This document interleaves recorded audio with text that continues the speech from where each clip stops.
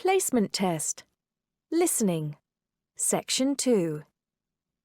You'll hear a lecturer talking about the International English Language Teaching System, IELTS. First, you have some time to look at questions 11 to 20.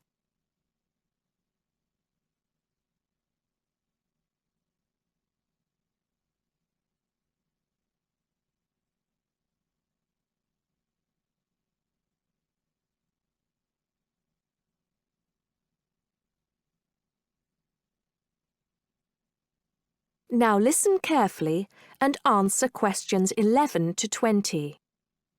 Remember to write no more than 2 words or a number for each answer. Hello everyone. Now, the International English Language Testing System exam, or IELTS as it's better known, is one of the most successful and popular English language exams in the world today. What we're going to look at now is the history of IELTS and how it came to be so successful. The story starts back in the 1960s when the British Council created an exam called EPTB to test international applicants wanting to study at universities and colleges in the UK. EPTB, by the way, stood for English Proficiency Test Battery. Strange name, I know. This exam mainly used multiple choice questions and by the end of the 1970s was considered a little old-fashioned. So, in 1980, it was replaced by IELTS, the English Language Testing Service. This new exam was much more modern in approach. It was much more communicative, for example, and was intended to reflect how language was used in the real world, particularly in the academic context of universities and colleges.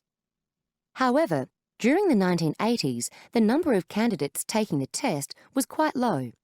For example, only 4,000 people took the test in 1981.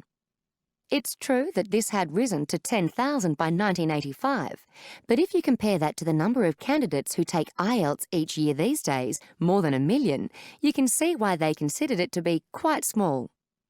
There were also some practical problems with the test. So, in 1987, it was decided to conduct a review, leading to a revised version of the exam. This was introduced in 1989 under its new name, IELTS. Over the next few years, the number of candidates increased rapidly. In 1995, there were over 43,000 candidates, and it was possible to take the test in any one of 210 test centres around the world. 1995 was also the year of the next revision to the exam, which simplified the reading module and also improved exam administration. Further minor changes followed. The speaking module was altered in 2001, and the criteria for marking the writing tasks were revised in 2005. In the same year, a computerised version of the exam was offered at certain test centres. 2003 was a milestone for IELTS, as it was the year when the number of candidates went over 500,000 for the first time.